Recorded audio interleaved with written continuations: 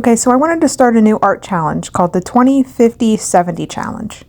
So in this art challenge, you take 20%, 50%, and then 70% of different objects or animals in combination to make a new creature. So I kind of had this idea for this creepy-esque creature where the face was maybe kind of hidden by a moth or a butterfly, and its eyes kind of peered through or were resembled by the wings of the moth. Now, I kind of envision this creature as a nocturnal creature that would maybe stalk at night, trying to find prey or hide from predators. But I also saw this creature as more of a predator animal than prey itself. And maybe that's almost like there's something wrong with him or something wrong with it, that it's not like normal owls, obviously. So this creature is very different from the normal species of animal. I was thinking this creature began and came to this earth by some sort of infection or something that took this animal and morphed it into something else that isn't exactly an owl anymore, and it isn't exactly an insect. In fact, it's not even an insect at all. It's just using the capabilities that insects have to blend in and camouflage into its surroundings. In this creature, I wanted him to have a very, very hard stare. And so that's why here I start using the symmetry tool, so you can get that creepy feeling of being watched. For this drawing to give off that creepy atmosphere, I also used a textured brush tool to help give it some texture compared to a normal flat brush that would just have one consistent stroke texture. I wanted to have kind of a sketchy look, and that's what I was going for the line art. And I started to think if this was a species, maybe there would be different species of owls with different types of bugs on their face that would represent their eyes with different patterns and different type of textures with them as well, to make them each unique and have their own personalities. So I started to think if there was other species in this category, maybe there would be like a white barn owl with a monarch butterfly type of mask on its face, or even have the butterfly wings stretch out on the back of the owl's wings to kind of create a nice pattern that would maybe blend itself in with its environment. Owls are very beautiful creatures, but can also be looked at as very terrifying creatures as well, because of the way they turn their head a complete 360 rotation compared to other animals who cannot do that. So I think that owls have a way of being beautiful yet terrifying. And in my drawing here, I was trying to make this owl look very creepy and unnatural, not something that you would see in a typical owl that's just standing and watching. This owl is very menacing looking and almost, terrifying, as if it's coming up to you and it's stalking you with something extremely wrong with it. The ink on this owl here, I did not want it to look like it was being poured onto the owl, but a part of the owl. So the wings are actually partially ink and along with the head. It's not just something that was poured onto it. It is something that is a part of it now and is one with the owl, which is why it's also seeping out of its chest feathers. And as you can see, he's a very creepy boy.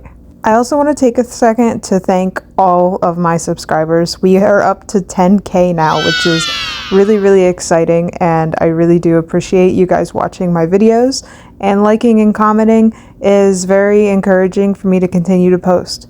So thank you, genuinely, thank you guys. And so here in my drawing, you're gonna see me change the nose to more of an owl beak, because I wanted that mask on the owl to look more a part of his face. And what's truly terrifying is I was thinking about animating this, and if I animated it, the wings I would want to open and close, and maybe underneath the wings, the eyes are even more terrifying than its false eyes on the outside.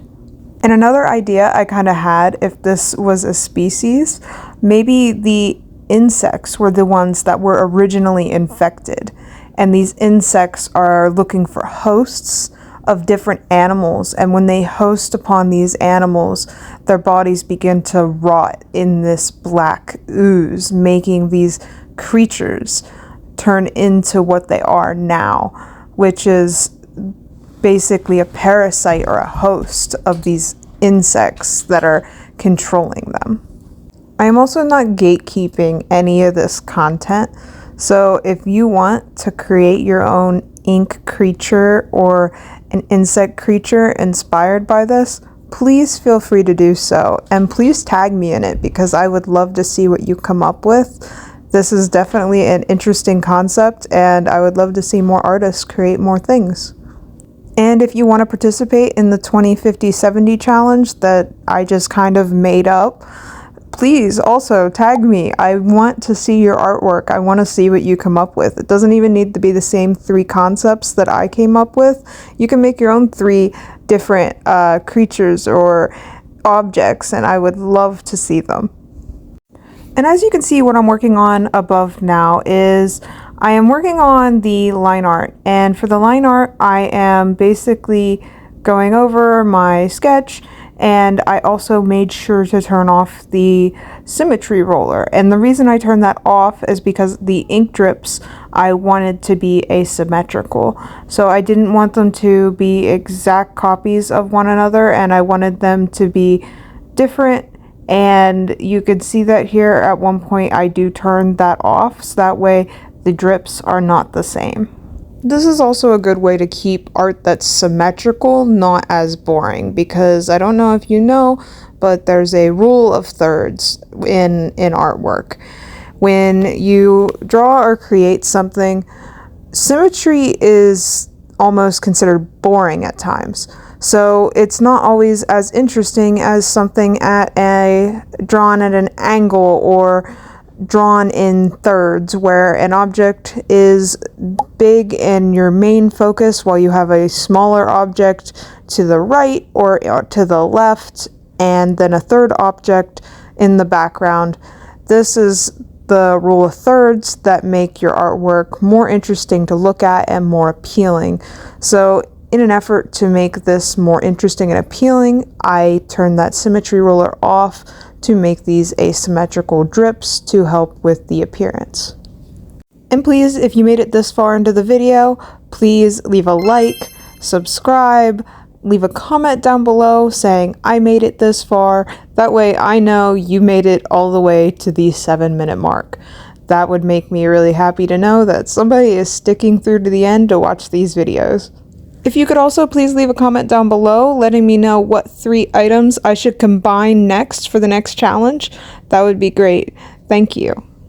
As I was drawing this, I couldn't help but think over and over again that this creature was just standing at the bottom of your bed in the middle of the night while you're trying to sleep, and when you wake up, this thing is just standing with its wings wide open, flapping them slightly, and its bright beady eyes staring at you, and you just kind of stand and stare at each other in just utter confusion and shock and terror. Also, for those of you who are wondering, because I get comments about this all the time, I am using an iPad and I'm drawing in Procreate.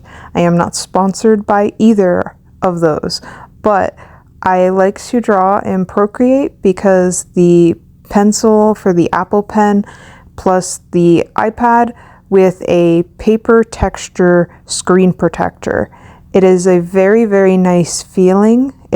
Feels almost like paper, and it's just super easy and convenient to draw with. And I absolutely recommend it for beginners. You can get an affordable iPad with Procreate for free, and you just have to get an Apple Pencil, and it's super easy and super convenient. And here is the final reveal for this creature. I absolutely had a lot of fun with this, and please let me know if you guys like videos like this, because otherwise I don't know. But I hope you did, and if you didn't like, follow, subscribe to me, whatever, please do, and I will do more videos like this. Thank you for watching. Bye!